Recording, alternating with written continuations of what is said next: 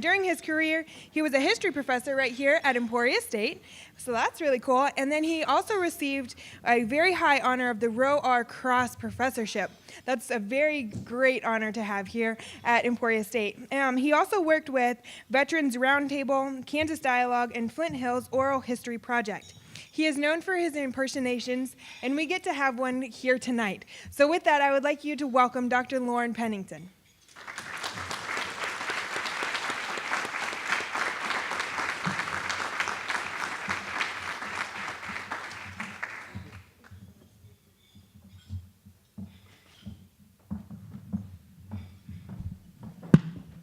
I noticed from the program that it says the title is Meeting Ike.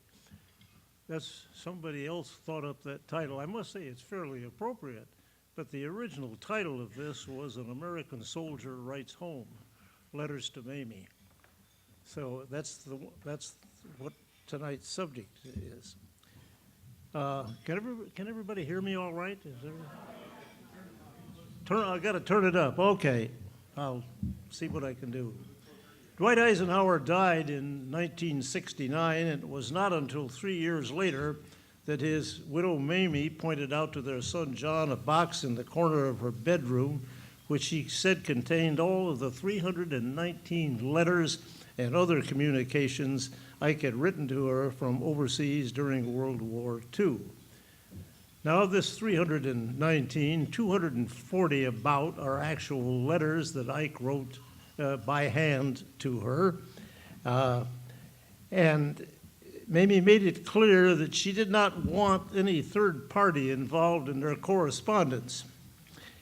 And you might ask, well, what about the letters Mamie wrote to Ike? Where are they? Well, they no longer exist. Because unlike Mamie, and like most men, Ike was not a letter saver. So we don't know what Mamie said to him in her letters. We can only infer this from what Ike said to Mamie, that he said some of the things he said because of what she said to him. And sometimes this was a little strained. Letters to Mamie that Ike wrote tell us almost nothing about World War II. Harry Truman, when he was president, wrote letters to Bess, and that's become a very valuable thing because he talks about all the time what happened in Washington. But Ike could not talk about what was going on in Europe.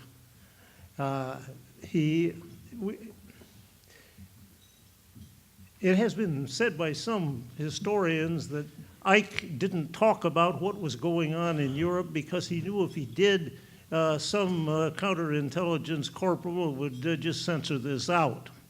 Well, as I'm an ex-counterintelligence corporal, I can say that's not the reason Ike did it. The reason Ike did it was no corporal like me would dare censor any of his letters or anything he said. Therefore, Ike always had to act as a censor to himself. He was the only censor because he knew whatever he wrote would go to Mamie, and nobody like me was going to exit out. So if the letters don't tell us much about the war, what do they tell us about? Well, they tell us a great deal about the private Ike and about his relations with his family. And when it comes right down to it, they also suggest that the personal concerns of generals, or at least of this general, are often not much different from the letters that might have been written home by the privates and corporals and lieutenants and so forth.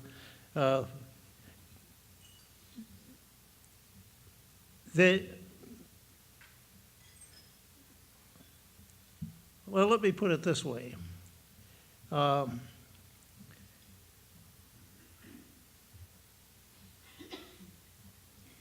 don't exactly know how to put this.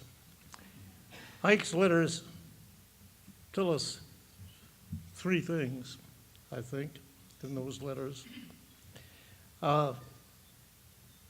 They tell us what his relationship was with his wife, and it wasn't always an easy one. And they tell us something about what I can only describe as his Kansasness. Ike, ladies and gentlemen, is not just a Kansan, and I don't mean this as in any way disparaging. He's not just a Kansan, he is a Kansas hick. And this shows up in the letters. When Ike left for Europe in the spring of 1942, Mamie moved out of their Army quarters at Fort Myer, Virginia, and into a small apartment hotel in Washington, where she at first lived a rather quiet and boring life until her husband gradually became an American war hero and an international figure. She then found it next to impossible to maintain even a degree of privacy, and her life became an increasing strain on her already frail health. Now, what about Ike? How did he get along in the war? Well, most of us in this group, and that maybe isn't too many of us, actually remember Ike. But what they remember really is what I would call the public Ike. The big smile, the double V, the picture of confidence. But that was the public Ike. In private, at least in the early 20s and 1930s, about up into the 1940s, Ike never thought of himself as a future hero. Mamie seems to suggest in one of her oral interviews that living with Ike was something of a chore, as he was always in need of bucking up. And their son John says that the supreme public confidence Ike exuded after the way we remember him today, was a result of the war itself. He wasn't like that before the war. And he wasn't like that during the war either. During the war, Ike was painfully lonely. He desperately wanted the war to be over. He deeply resented all the carnage, and he despised the Nazi enemy. When he left for Europe, he was a two-star general, but only 15 months before, he had been a lieutenant colonel, and his major general rank was temporary. His permanent rank was still only lieutenant colonel. Not until the conquest of North Africa from the Nazis in 1943 did Ike begin to consider himself a top war leader. And even then, he did not think of himself as a famous person. While the war was on, as commander in Europe, he drove himself unmercifully. And added to this was the fact that during his years overseas, he continually suffered from colds, influenza, digestive upsets, which were made even worse by his incessant smoking, which came to 80 cigarettes a day.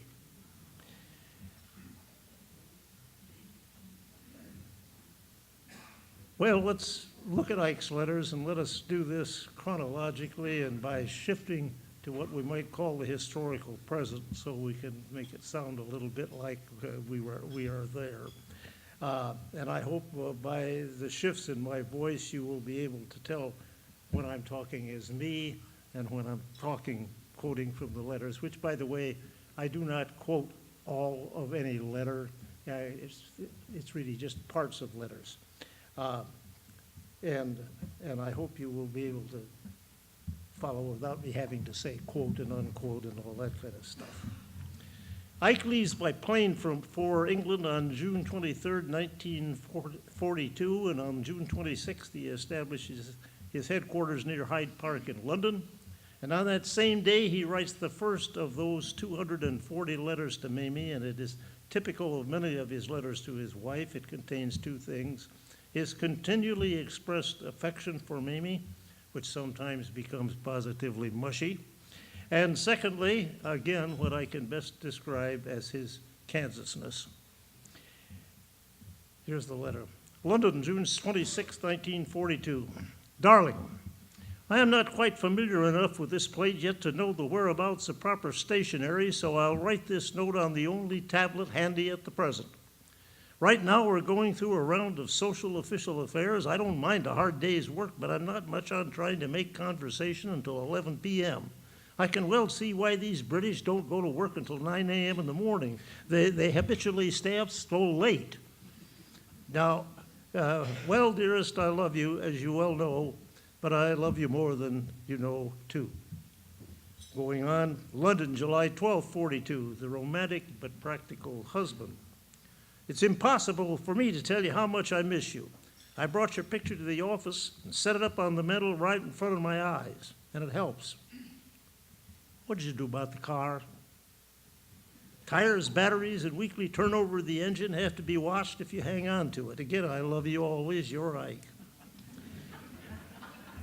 London, October 9th, 42, loneliness and an ungrateful son.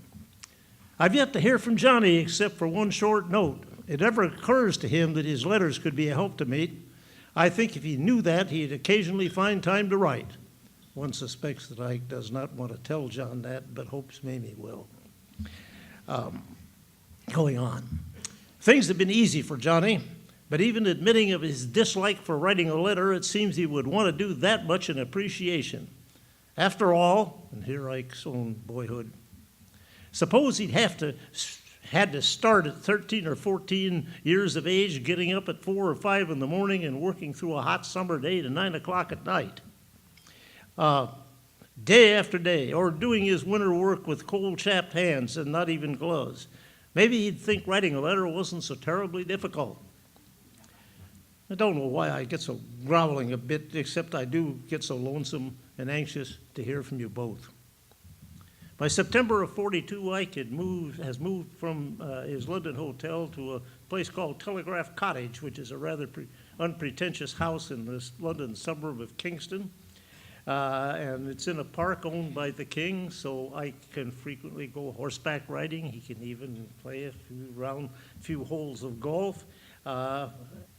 And he will attempt to grow a garden, Kansan that he is, near Telegraph Cottage. So he plants sweet corn, and then to his chagrin finds that sweet corn will not grow in the London climate. And there are things like financial problems. London, September 19th, 42. You did have a blow if you had to write $1,000 in checks. What happened? I know my blouse and other expenses added to the total, but I didn't draw any new cash for this trip to England. We'll have to save some $1,000 to $2,000 for income taxes in March. Now, $1,000 to $2,000, you have to understand there is no estimates in those days. Everybody just paid up in March. And so Ike is complaining because he has an income tax up from $1,000 to $2,000 for the year. Compare that to what you've forked over here in the last few weeks. London, October 13th, companionship. I'm trying to get me a little dog, Scotty by preference. You can't talk war with a dog, and I'd like to have something to talk to us occasionally that doesn't know what the word means. Dog is my only hope. A week later, Ike has his Scotch Terrier. He names him Telegraph Cottage K. You can speculate if you want to at this point on K, but I will refrain from that. London, October 27th, 1942, a soldier appreciates being remembered in his hometown. Yesterday, I received a notice from the Abilene Rotary Club that I'd been elected to honorary membership. The town may be only 4,000, but it's my town, and I was very happy to know they thought of such a thing. So apparently, for the time being, I'm the hometown boy who made good in the big cities. Then we're getting ready for the invasion of North Africa. Ike to Mamie from London, October 30th, 1942. Not to be opened until November 14th, which is Mamie's birthday. And the time you read this in your newspaper will probably have told you where I am and will understand why your birthday letter had to be written sometime in advance. On the day you open this letter, you'll be 46. And I will be thinking with the deepest gratitude of the many happy hours and years you've given me. I am quite aware of the fact that I'm not always easy to live with, that I'm frequently irascible, even mean, and my gratitude is all the greater when I realize how often you put up with me in spite of such traits. Your love and our son have been my greatest gifts from life. I've never wanted any other wife. You're mine, and for that reason, I've been luckier than any other man. On November 2nd, 42, Ike leaves London for Gibraltar and the invasion of North Africa. Sets up his headquarters in Algiers. Algiers, December 16, 42. The difficulties of trying to say something under the cloud of censorship. Here's where Ike got to censor himself. He says, there seems so little I can tell you from this end that I'm almost forced to make my letters nothing but questions. How is John? How is the apartment? Is it cold in Washington? Does food rationing bother you? Does the Washington Monument still look the same? Do you still have the same old cap? In his commentary, John says Ikes Letters of early 1943 do not reflect the tremendous pressures he is under. He is down with the flu from January 6th to January 11th. On January 15th, he embarks on an air flight to Casablanca to attend that famous conference between Roosevelt and Churchill, and on the way his worn-out B-17 loses power in 2 of its 4 engines, and everybody is ordered to strap on parachutes and prepare to jump. The plane is over the very rugged Atlas Mountains, and John does not think his father would have survived such a deal, such a jump. But the plane does make it to Casablanca. Ike stays only 1 day, then goes back to Algiers. And in that 1 day, Franklin D. Roosevelt reflects to Churchill that Ike looks terrible. And apparently he did. But in the midst of all this, a New Year's Eve party and Ike's favorite, a bridge game. Algiers, January 1st, 43. For the first time here, the household held a party last evening. The biggest incident, so far as I was concerned, was a bridge hand I held. On the last hand, both vulnerable, I picked up 8 hearts to the ace, king, queen, jack, and 5 spades to the ace, king, queen. My first bid was 7 hearts, and it was a lay down, and it has been so long since I touched a bridge card that I felt very proud of myself. Now, those of you who are bridge players know that a hand like this is a once-in-a-lifetime thing. And what probably has happened here is that Ike has been dealt from a stacked deck to make him feel good. But that Ike does not figure that out. As 70 years as a bridge player, I have never held a hand like that. So, well,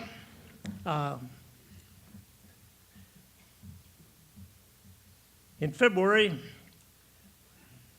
General Erwin Rommel, head of the Africa Corps, sends his troops on a counterattack against the Allied forces in North Africa, and the battle ensues at the Kasserine Pass. And it is a smashing defeat of the Allied forces by Rommel. In the midst of this battle, Ike writes on February 15th one of his longest letters to Mamie. For once he talks about Army matters, including his recent promotion to full 4-star general. And he notes that this will be his last promotion. No, it won't. As February passes into March, Allied forces recover from the Kasserine defeat and are nearing complete victory in North Africa. And still things come up in the midst of all this. Algiers, April 12, 1943, family finances again. By the way, why don't you tell me at least once how you're getting along financially? I direct Lee to spend $150 a month of my money to take care of me. Then anything extra I buy, I pay for. Most of my purchases are represented by the 2 rugs I sent home. Together they cost $300. I have also sent you about $850 to $900 in cash. This makes me about level with the game since I left Washington. Notice that that over 10 months he has spent a total of $3,000. The rugs are a kind of an interesting thing. He bought 2 rugs. One cost about $225, and he sent that to his wife. Well, he bought it for his wife. Then he also bought a small $75 rug for General Marshall's wife. Somehow in the shipping, Mamie got the small rug, and General Marshall Weiss got the large one. Now, how that ever ended up, I can't tell you. I don't know. But I thought it was one of the confusions of the battle.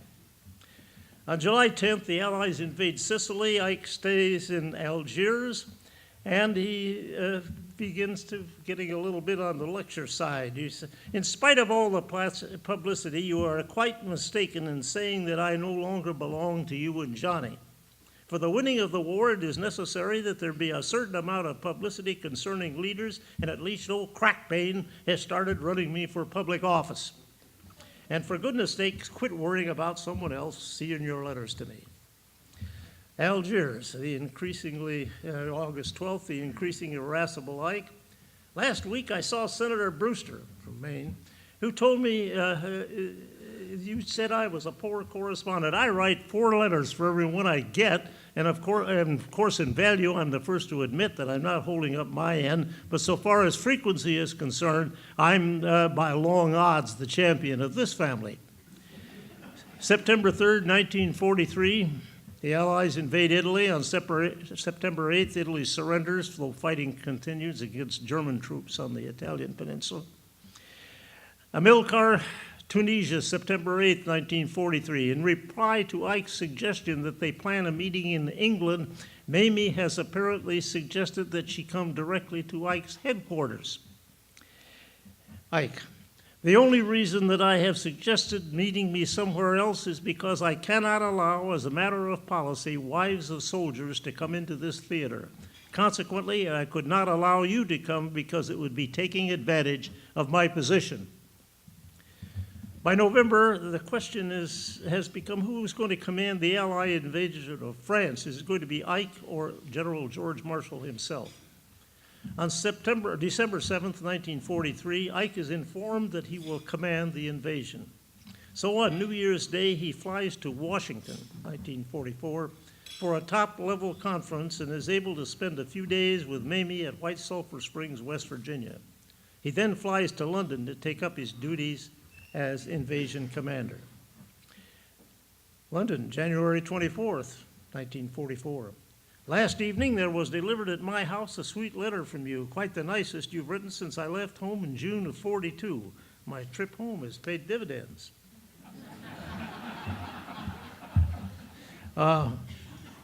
London, January 31st, 1944. The strange things to be found in a general's baggage. Ike had expected to return to North Africa after his trip to Washington, but instead he went directly to London and had his stuff shipped from Egypt to England, and in the process he lost a whole bunch of stuff, as every private corporal and sergeant who handled it helped himself to a souvenir of the general. And the thing he complained of most, he was really mad about, was the most important loss he reports to Mamie was 2 live turkeys, which I had all fattened up for Christmas.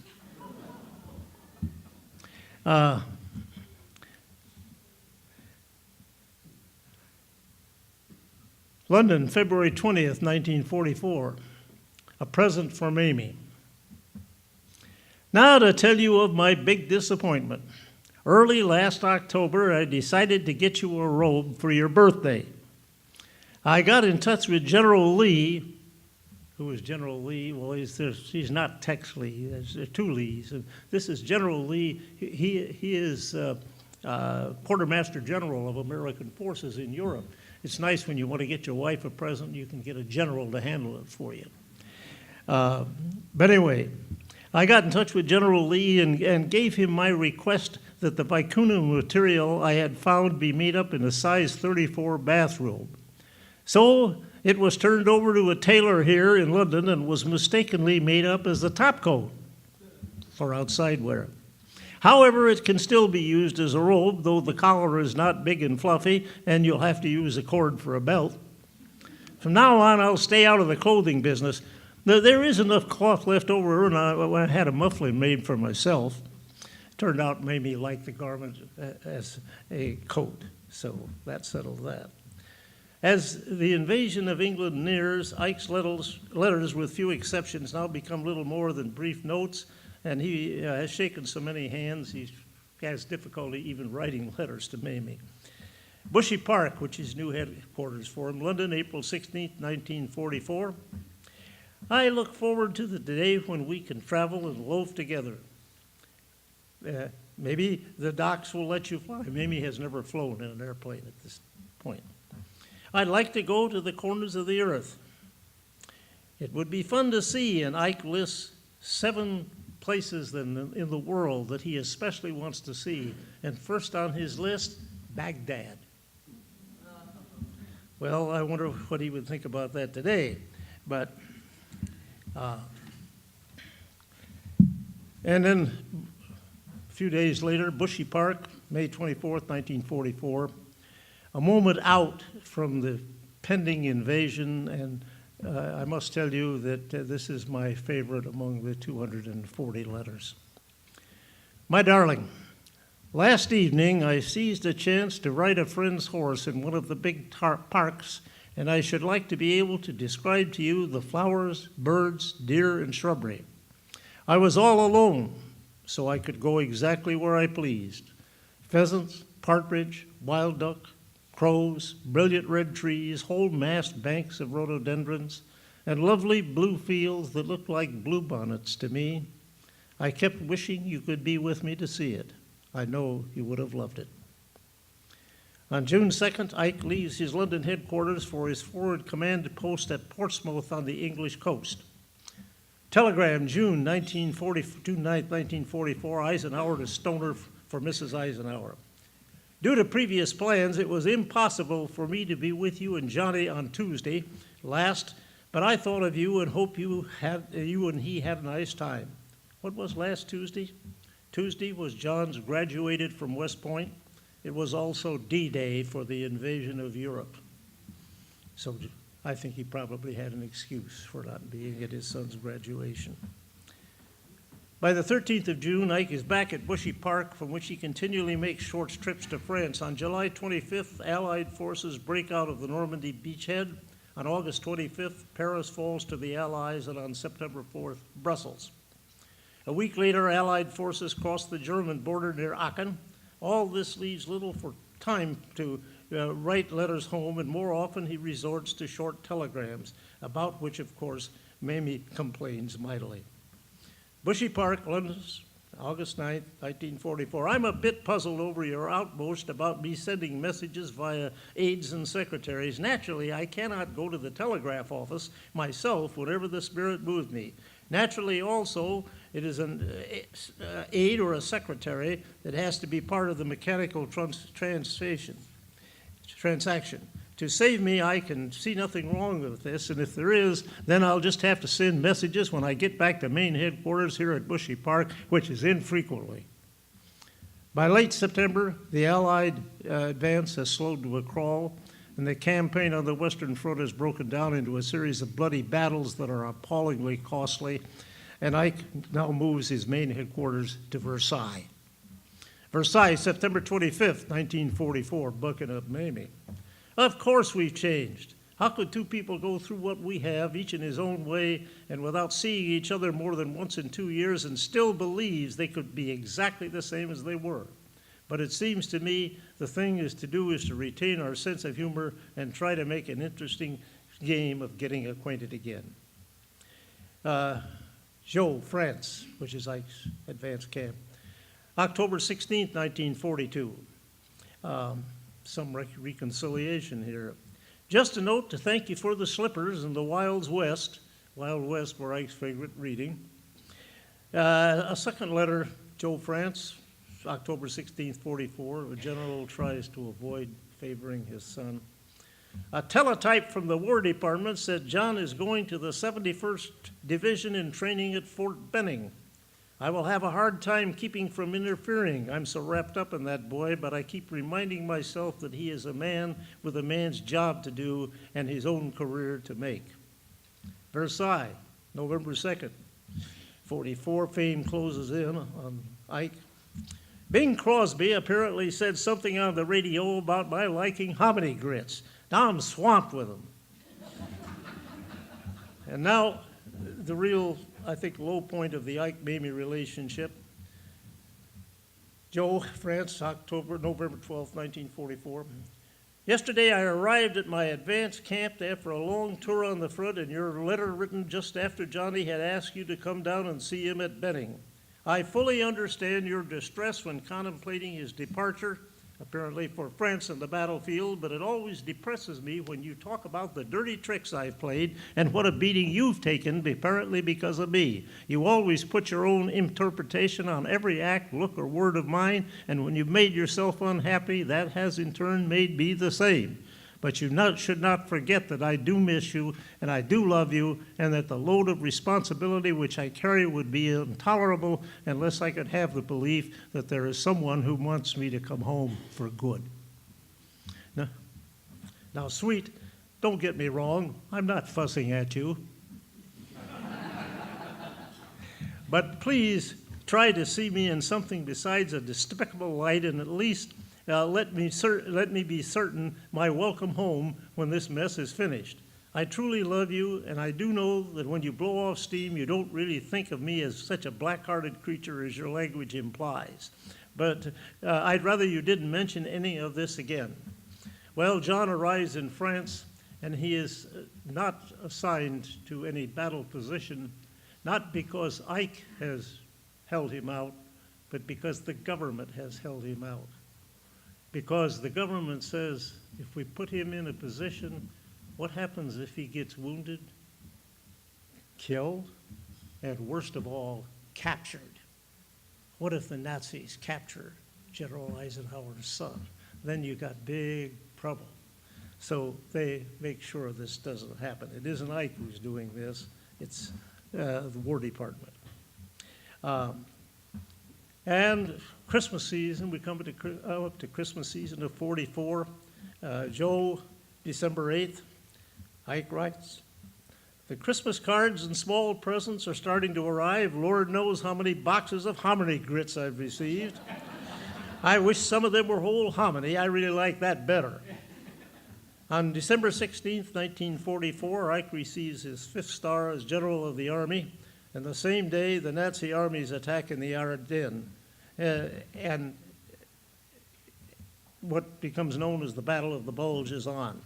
But it is Christmas. And so on December 26th, Ike writes home, this is just a note to tell you I received your package and opened it on Christmas at my office. The slippers were gorgeous. It's the second pair he's received in 2 months. And I'll soon have the hams and food. I haven't yet tried the needle threader. Does Mamie really believe that a 5-star general has to sew on his own buttons?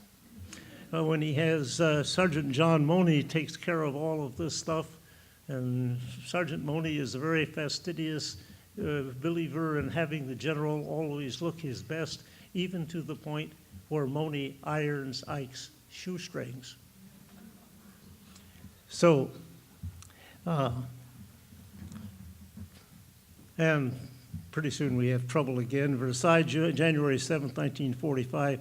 It always distresses me when I get a message from you indicating anxiety or impatience because I have failed to write.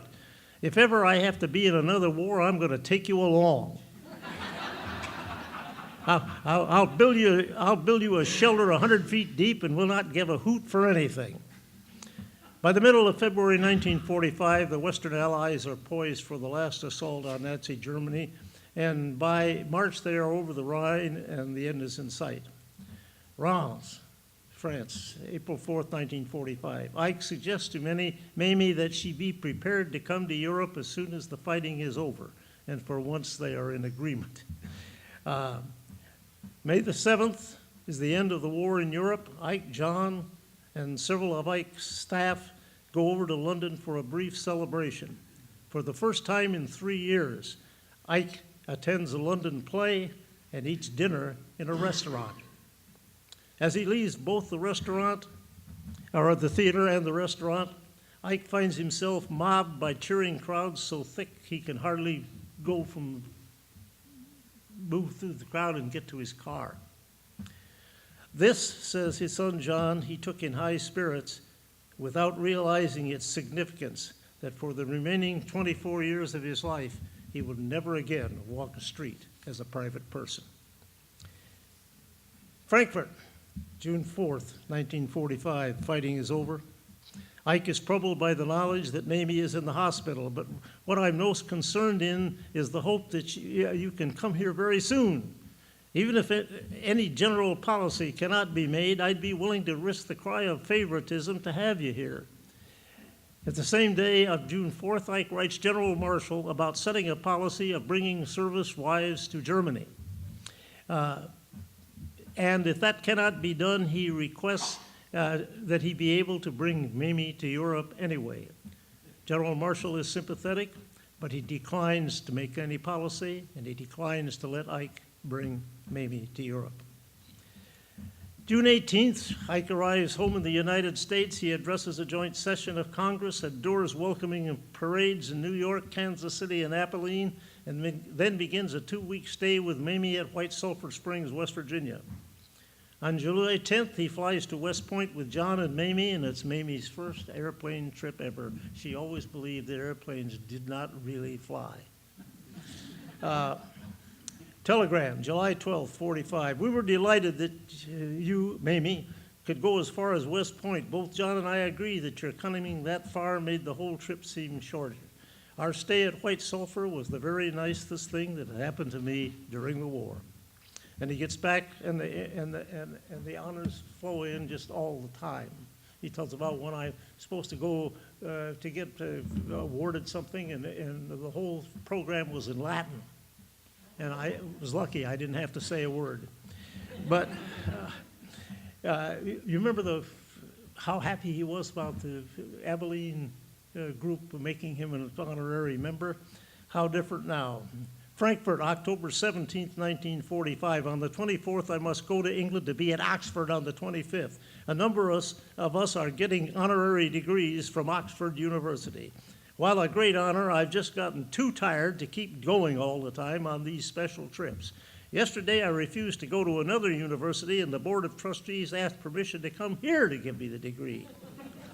So now I gotta have them to lunch. Frankfurt, October 30th, 1945. You complain about the dearth of news in my letters, but I don't know what you consider as news. Sometimes I get discouraged trying to write. I never seem to please, but he closes with loads of love, always your Ike. It is Ike's last letter to Mamie from Europe. On October 10th, 1945, he departs for the United States, fully expecting to return, at least for a while, as commander of Allied forces in Europe. But home in the United States, he contracts pneumonia, has to be hospitalized. Meanwhile, President Truman decides he needs to send General Marshall to China to try to head off civil war there, and he needs Ike to become chief of staff. Later on, he moves from that to become president of Columbia University. And Ike does not return to Europe until 1951. When President Truman recalls him, as a general, he can be recalled for the rest of his life.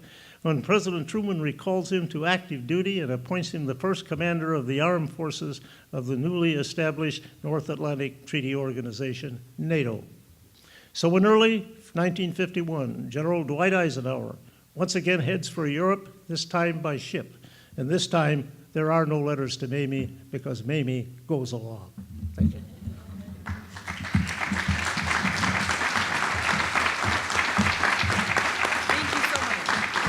I'd like to give this to you.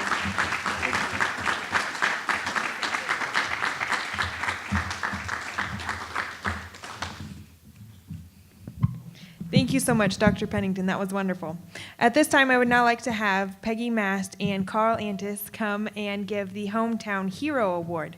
Peggy Mast has been in leadership positions for several years and recently retired from Speaker Pro Tem at the Kansas Capitol. And she is presently serving as the chair of the Lyon County Precinct Committee. Carl Antis, he was hiding, has worked in construction for several years and is the vice chair of the Lyon County Precinct Committee right now. So please welcome both of them.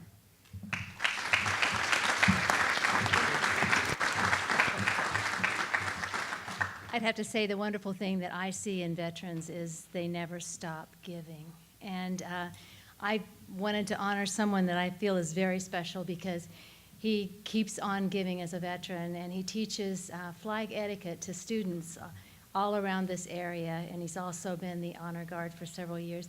Cleet Buckby, will you come forward, please?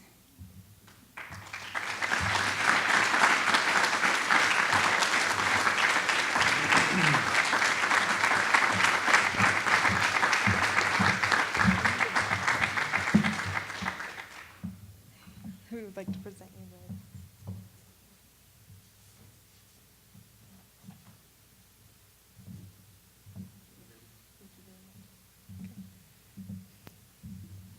Cleet gives a whale of a demonstration to students and teaches them about the different flags that came into our union that created the United States of America.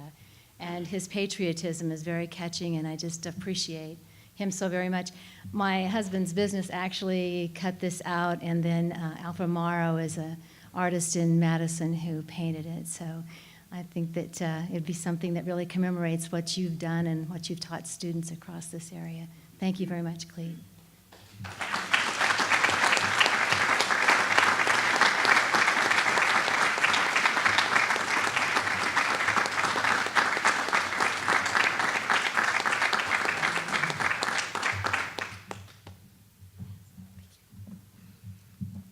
We now get to have the pleasure of welcoming our keynote speaker, Dr. Greg Schneider. He has received several degrees, the first of which he received in Illinois University of Chicago, is where he received his PhD. He received his MA from Ohio University and BA from Drake University. He has written several books and received several grants for historical research. So please join me in welcoming Dr. Greg Schneider.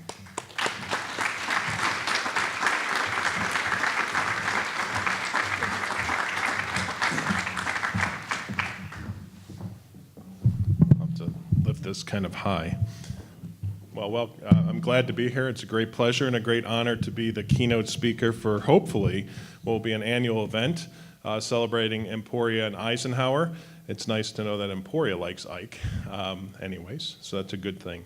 My speech tonight is much different than Dr. Pennington's, which I loved. Mine is about Eisenhower as a statesman and war and the presidency.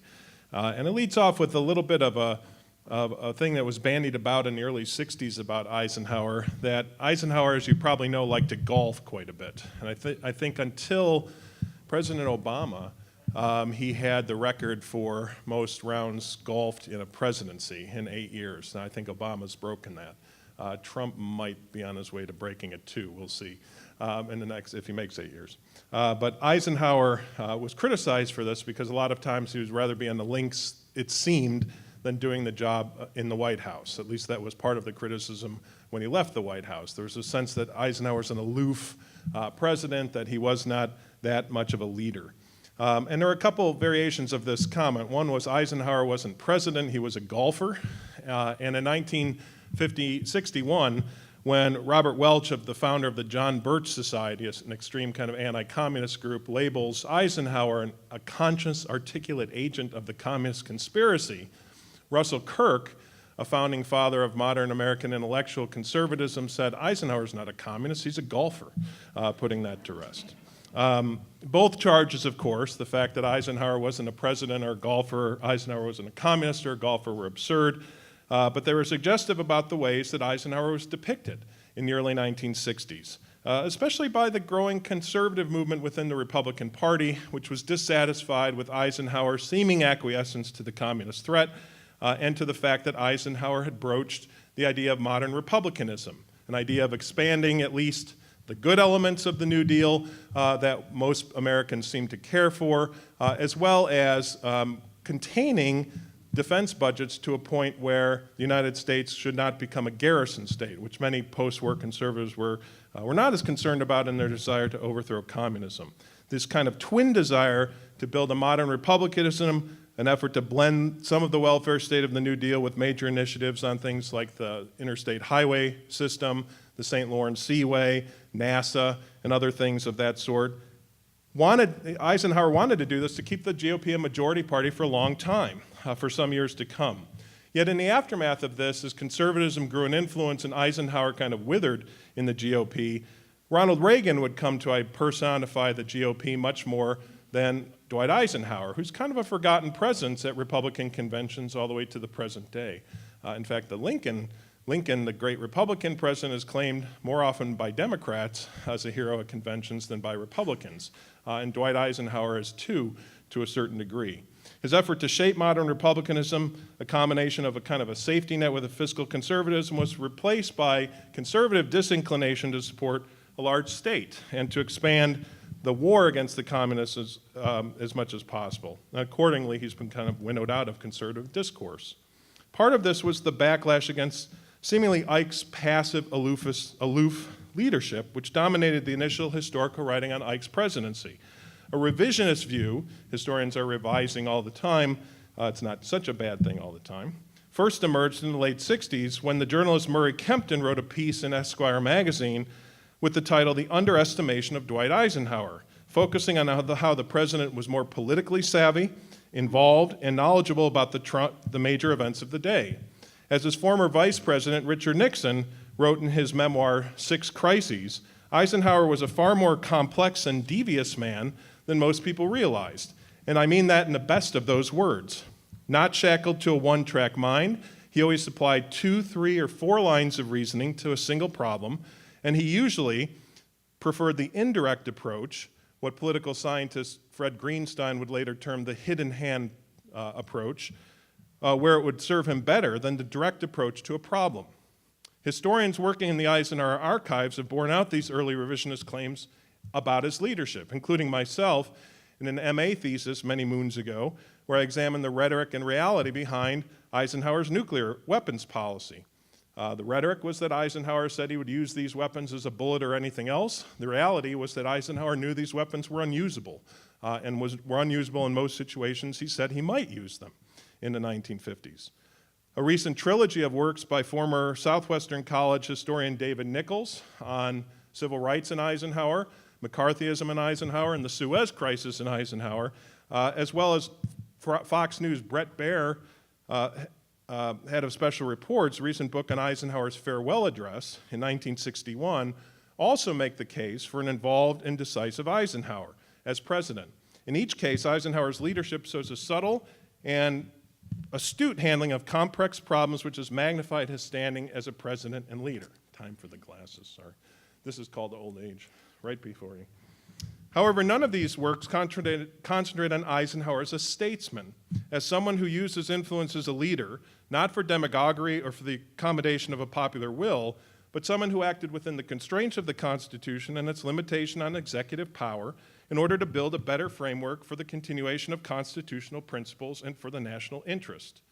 If statesmanship can be defined as having bedrock principles which guide behavior, a moral compass, a vision for the future of the country, and an ability to enact that vision through consensus and compromise, then Eisenhower possessed such a vision, rooted in his upbringing in Kansas and in the hard knocks of war and politics.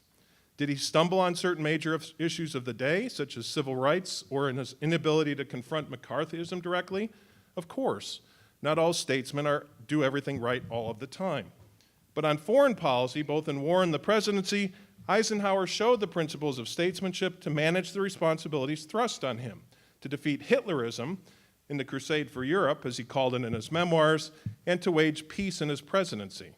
He showed himself as statesman in handling the complexities of alliance politics during the war and the military egos of his generals. No small task when you were commanding people like George Patton and Bernard Montgomery.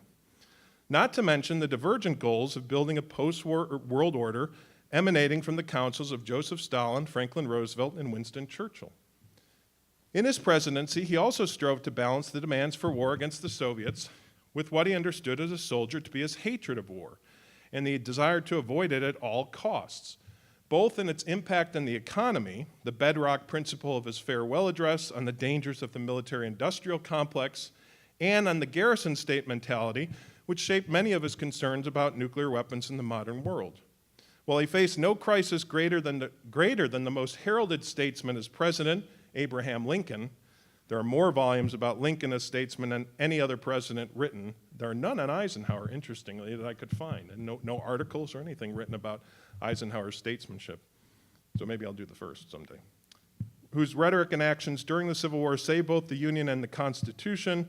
Few of Ike's words are as well remembered as Lincoln's lofty eloquence on the subject of the Constitution and the role of the Union, but Eisenhower was by all accounts a statesman in the best tradition of Lincoln, one whose humility and experience in war manifested itself in his desire to keep and to wage peace during his presidency. So how was Eisenhower a statesman? Let's look at a few examples from his career in both World War II and the presidency. Eisenhower catapulted, as Dr. Pennington just said, from obscurity to fame, as only a wartime could have produced his ascension to being the supreme commander of Allied forces in Europe. Roosevelt made a decision to make Ike the commander of the planned overlord invasion of France at the Cairo Conference in December of 1942. He did so with the pressure from his British ally to have a British commander in charge of overlord, and with the main choice, George Marshall, passed over as FDR needed his Army Chief of Staff at home. Ike had successfully commanded the invasion of North Africa, Operation Torch. Churchill in his memoirs recounted how he had first met the then Major General, along with Major General Mark Clark in Washington, just a few months earlier in June of 1942. As Churchill said, "I was immediately impressed by these remarkable but hitherto unknown men," later adding that, "Thus began a friendship which crossed all the ups and downs of war I have preserved with deep satisfaction to this day." Eisenhower was certainly an unknown, a man who, having graduated from West Point without distinction, had served in the interwar Army and had benefited from his mentorship from senior officers, including Fox Connor, who taught Eisenhower about the linkages between politics and war. Connor had Eisenhower read and discuss the Prussian strategist Karl von Clausewitz's immense and masterful account on war, from which Eisenhower learned much. Later, he served as an aide to General George Marshall in the immediate pre-war years in Washington. He had never and would never lead men in combat. So I think there's no pictures of Ike in fatigues anywhere that can be found, because he never wore them. He was always a staff officer in the military. But his sense of tying himself to important men and learning from them would serve him well as commander in the European theater of operations.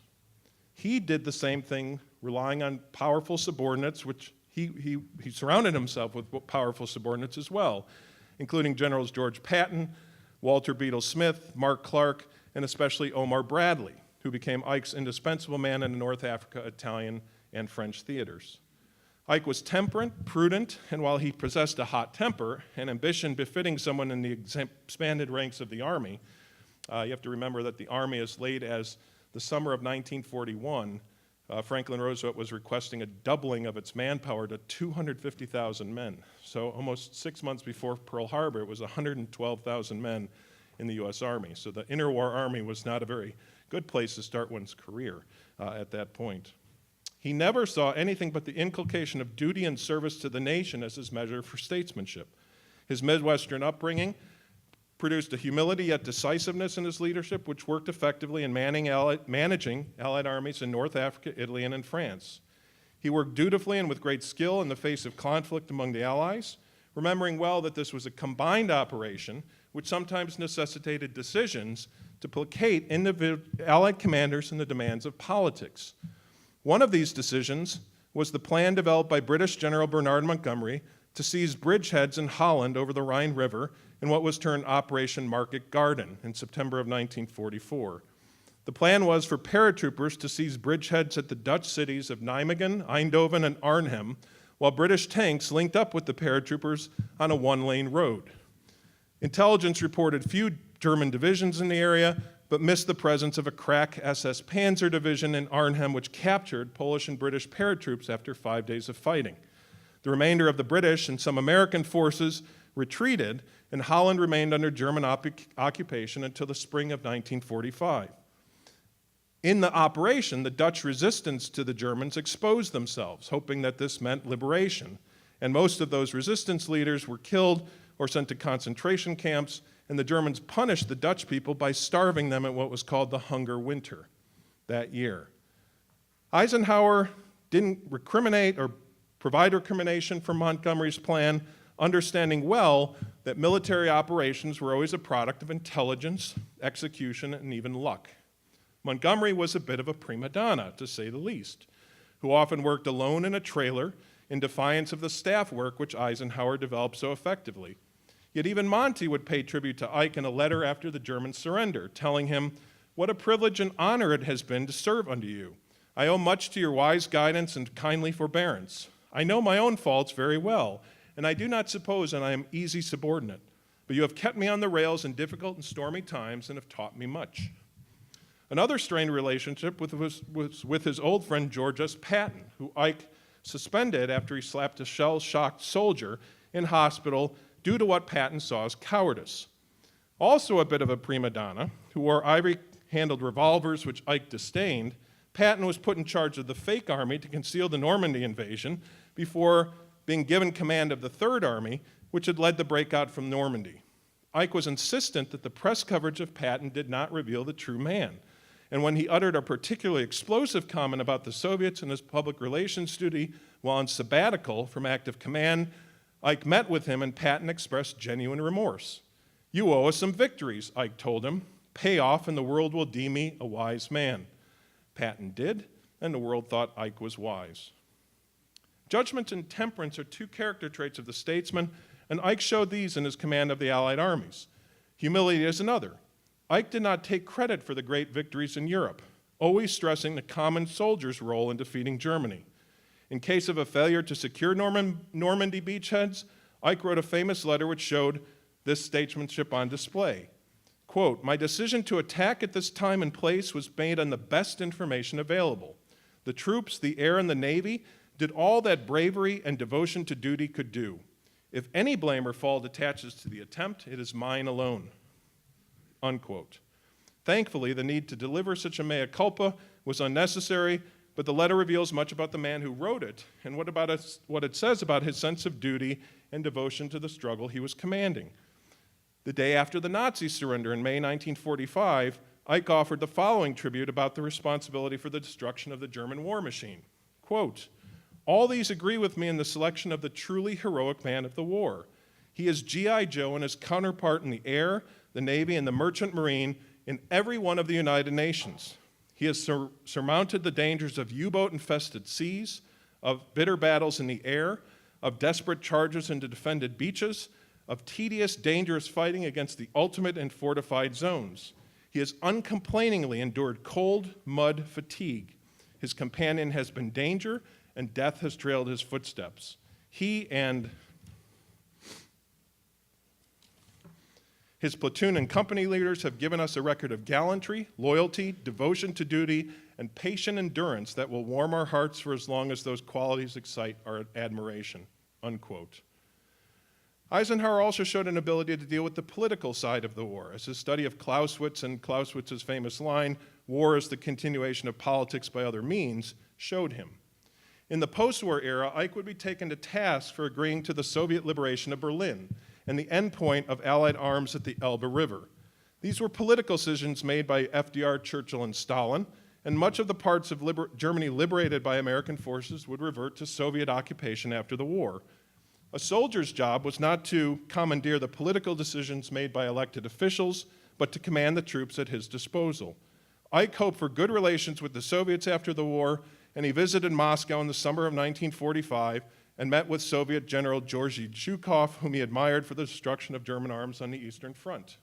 He also thought Stalin was sincere in his desire to have good relations with the United States and felt that the Soviet armies, who had fought zealously and bravely against the Nazis, deserved to take Berlin. But while he was hopeful for good relations, he also understood communism for its dictatorial impulses and its atheism, and knew about the evil it represented in the world. Eisenhower was not the creator of the political decisions at the center of post-war Allied planning for Germany and Europe. He did not balk at the decisions made by politicians or the combined Joint Chiefs concerning borders, repatriation of Soviet prisoners, or other decisions which placed him at the center of Cold War controversies once the Allied Soviet Union became the enemy. Similarly, in his presidency, he faced the growing threat of a globalized Cold War, which he inherited from Harry Truman. Using his military standing in the 1952 campaign, he promised to go to Korea to investigate the stalemated conflict, assuring the American public of his abilities as a military leader. While the truce which was attained in June 1953 owed more to the death of Joseph Stalin and the Soviet decision to force its Chinese and North Korean counterparts to the bargaining table than anything Eisenhower did, Ike rejected a widening of the war in favor of cuts to the defense budget, with the exception of the Air Force, in the pursuit of economy and a cheaper form of containment, moving the nation away from the militarized containment which Truman had embraced following the start of the Korean War. He did this by convening Operation Solarium, a military-style exercise designed to produce a consensus on what strategy the administration would implement, consisting of 3 teams exploring various facets of defense policy: massive retaliation using nuclear weapons, a liberation strategy encompassing the rollback of communism in Eastern Europe, and an original version of containment. Ike deftly allowed the competing teams to produce a policy consistent with his views of limited government and a retreat from the globalized containment of the Truman White House. The resulting new look defense policy contained elements of all of the above views, relying on nuclear weapons to contain the Soviets, cuts to the overall defense budget, propaganda and elements of promises of liberation of captive nations, and the use of the CIA as an effective force for destabilizing and overthrowing regimes. Intent on maintaining the goals of the original containment policy, Eisenhower squared means and ends in his strategic thinking, building up nuclear weapons and the bombers necessary to convey them, while cutting troops in his own branch of the military service. At the same time, he allowed himself the luxury to go along in improving relations with the Soviets and their new leader, Nikita Khrushchev, whose interest was delimiting the hostility of the Cold War in order to build socialism in the Soviet Union and to pursue positive relations to rid the world of the threat of nuclear war. Ike proposed open skies as a way of arms control, the first president to do so in a July 1955 summit meeting in Geneva. The proposal would have opened the strategic bases of the 2 superpowers for verification, thereby ending the concealment of weaponry. The Soviets rejected the proposal. Ike then allowed for the use of the CIA's U-2 spy plane, which had just been developed, which proved that the Soviets had few bombers and later missiles in their arsenals. There was one famous story where defense officials are watching at the May Day parade at the Kremlin as Soviet bombers, dozens of them it appeared, are flying around in a giant circle and reporting how many bombers that the Soviet Union had. And what it was with the same formation of bombers basically flying over and over again, trying to fool the American defense officials into thinking they had more bombers than they did. The U-2 proved that they didn't have enough bombers that they had claimed. Later, it would prove the same thing about missiles, that the Soviets did not have the missile strength that they believed they had as well. But what's the problem with that? It's a great success. The U-2 shows Eisenhower that the Soviets boasts about churning out missiles like sausages, as Khrushchev had later said, are hollow, but you can't tell anybody this. That's the problem. That's the problem with secrecy as the Cold War would develop. He can't reveal it to the public. So the public's concerned because of what they're hearing about the number of missiles, but Eisenhower can't say a word about it and assure the public that those boasts are untrue. That becomes the big problem that he fights against. On nuclear weapons and the economy of limited budgets in the Cold War, Ike was prescient. He rejected their use on numerous occasions, like when the French asked for assistance at the Battle of Dien Bien Phu in Vietnam in 1954. They asked the United States to send tactical nuclear weapons there and to bring the communists to bay around the base. And Ike repeated, "My God, we can't use these weapons against Asians a second time," knowing full well that the bomb was dropped against Hiroshima. He understood that nuclear weapons were unusable, even when he said, as I said in a famous press conference, that they were like a bullet or anything else. He knew they were different, as did the Soviets, as it turned out. After both American and Soviet scientists reported the same findings after bomb tests, that thousands of birds dropped from the sky after the explosions occurred, proving that they're destructing component and negating their use, Ike was less flippant in his comments about them and worried when a less militarily astute president might be in office who would consider using them. The development of deterrence and what would soon be labeled mutually assured destruction or MAD came about during the Eisenhower years as rationality would presuppose their development to keep the peace between the superpowers, thus necessitating their continued deployment and development, while at the same time showing the major differences between the catalog of weapons. Ike was also confident enough to take on his own allies, as when the British, French, and Israelis seized the Suez Canal after Egyptian President Gamal Abdel Nasser nationalized it in 1956. Ike excoriated the Allies at the same time as Soviet tanks were crushing a revolution in Hungary. His position forced the evacuation of Allied forces from Egypt and hurt relations for a time between the U.S. and Great Britain, but Ike showed statesmanship in not equivocating to Allied aggression any more than he did to Soviet aggression in Hungary. After the Sputnik launch in the fall of 1957 and the development of the ballistic missile technology, which the U.S. quickly surpassed the Soviets by a 4-to-1 advantage, Ike worried about how all the services were clamoring for a weapon. Even the Marines and the Army wanted intercontinental ballistic missiles. This worried Ike, who knew about the nature of inter-service rivalries from his long military experience, as well as the impact on the budget. No American statesman had spoken more eloquently about the threat of nuclear weapons, perhaps until Ronald Reagan, than Eisenhower, who well understood the impact of nuclear war on the creation of a garrison state. As he said in 1953, every gun that is made, every warship launched, every rocket fired signifies, in the final sense, a theft from those who hunger and are not fed, those who are cold and are not clothed. This world in arms is not spending money alone. It is spending the sweat of its laborers, the genius of its scientists, the hope of its children. This is the creation of one modern heavy bomber is this: a modern brick school in more than 30 cities. It is 2 electric power plants, each serving a town of 60,000 population. It is 2 fine, fully equipped hospitals in 50 miles of concrete pavement. We pay for a single fighter with 500 million bushels of wheat. We pay for a single, that's missing, nuclear bomb, I think, with new homes that could have housed more than 8,000 people. This is not a way of life at all, in any true sense. Under the cloud of threatening war, it is humanity hanging from a cross of iron, unquote. He repeated the same aspirations 8 years later in his military-industrial complex speech, his farewell address, warning Americans of the dangers of continued nuclear conflict. Quote, "Until the latest of our world conflicts, the United States had no armaments industry. American makers of plowshares could, with time and as required, make swords as well, but now we can no longer risk emergency improvisation of national defense. We have been compelled to create a permanent armaments industry of vast proportions. Added to this, 3.5 million men and women are directly engaged in the defense establishment. We annually spend on military security more than the net income of all U.S. corporations. This conjunction of an immense military establishment and a large arms industry is new in the American experience. The total influence, economic, political, even spiritual, is felt in every city, every state house, every office of the federal government. We recognize the imperative need for this development, yet we must not fail to comprehend its grave implications. Our toil, resources, and livelihood are all involved, so is the very structure of our society.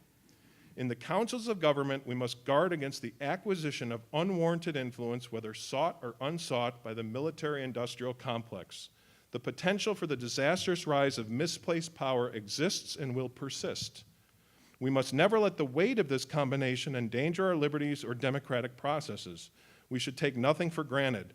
Only an alert and knowledgeable citizenry can compel the proper meshing of the huge industrial and military machinery of defense with our peaceful methods and goals, so that security and liberty may prosper together," unquote. Ike worried in his farewell address and in the later years of his administration that a lesser statesman than himself might fail to recognize these salient facts, and the nation would suffer from a military buildup which would threaten American liberty. He was no peacenik, hippie, or beatnik. He didn't have enough hair. But Ike fully understood that a garrison state mentality would ruin the prosperity and peace of the United States, and he wanted to prevent this at any cost. There is no I in team. Probably the most trite statement that everybody hears at a sporting event who's participated in Little League or in football or any other sport in the country. Ike understood the concept of team and acted on such a concept during his long career as a military figure and commander-in-chief. He ran his White House in a military-style staff work. He was the first president to employ a chief of staff and the first to make use of the National Security Council. He empowered the Vice President, Richard Nixon, to have an active role in the conduct of foreign affairs, and he led America through a tumultuous time when competing pressures for war domestically and abroad could have swayed lesser statesmen to pull the nuclear trigger. Supremely self-confident in the nation's best principles, liberty and democracy, Ike never went to war in his presidency, eschewing the trend to do so, and protected the constitutionality of the republic and the protection of American interests with his guiding hand. He rightfully worried when men he considered not as well grounded in the experience of war would take the helm, but even after his retirement, he advised both John F. Kennedy and Lyndon Johnson as an elder statesman on issues like the Cuban Missile Crisis and the Vietnam War. These men did not ask Truman for advice on foreign policy and war, they asked Ike. For Ike had shown that a soldier statesman, much in the tradition of a George Washington or Ulysses S. Grant, could be called upon for shaping future policies. When Ike became more conservative in his post-presidential years and advocated for a muscular anti-communist foreign policy in the 60s, and sometimes gave advice to both JFK and LBJ, which he probably would have rejected in his own presidency, Ike, as statesman, once again showed above all a concern for the principles of vision, morality, and consensus which defined his leadership and statesmanship through his long career to the nation. We forget Ike's statesmanship at our own peril. Forged in war and tested in the presidency, Ike's commitment to defeating enemies abroad while preventing America from losing its constitutional heritage is worthy of remembrance and praise. He deserves to be placed among the front rank of American statesmen as a man whose bedrock values and principles shaped the nation in war, Cold War, and peace. Thank you.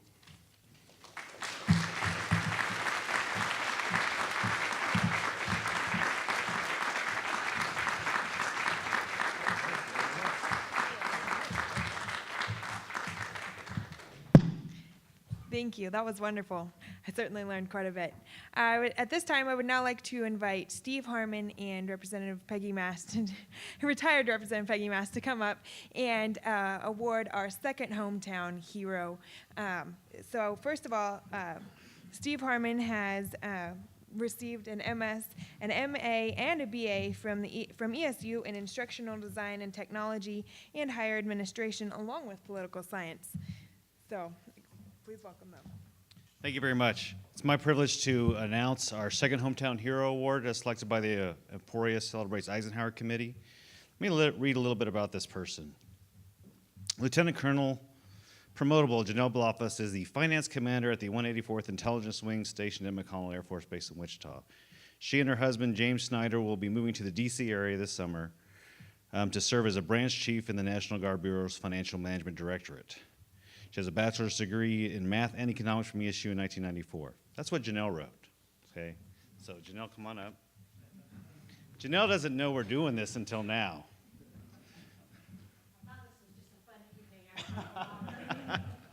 So Janelle is also a former Emporia State University ambassador. She was a Circle K governor, which is a servant leadership organization, and she was my neighbor and my friend. So.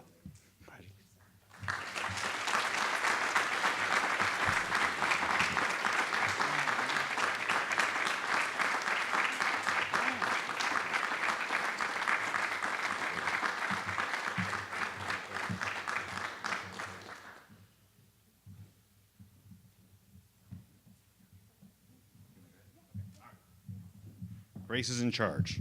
So, all right, our last event tonight, if I could have our IT folks transition to the next slide. How many people have seen this picture before? Everybody, you saw it when you walked in the door. So, this is the new approved Eisenhower Memorial, and this is one of the reasons we're doing this tonight.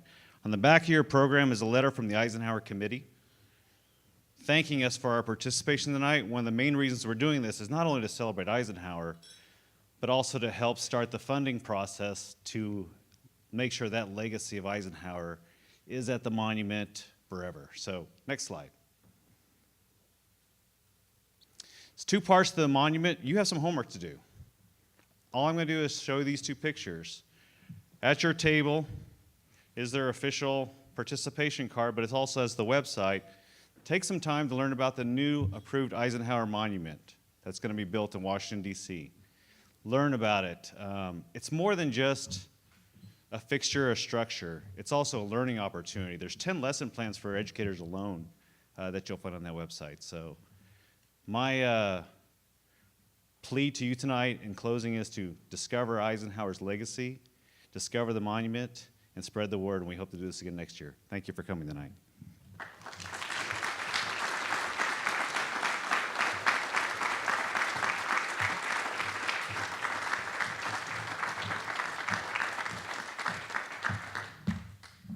Before I let you go, I'd like to thank each and every one of our sponsors who has helped us make this event possible. I'd like to thank the American Legion No. 5, Boy Scouts of America, Lyon County Republicans, Veterans of Foreign War Post-1980, Disabled American Veterans, and the Lyon County Historical Society.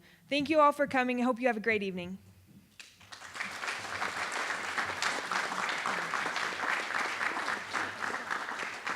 ESU had a special gift that they wanted to give to Mr. Pennington. It is an Eisenhower bobblehead, so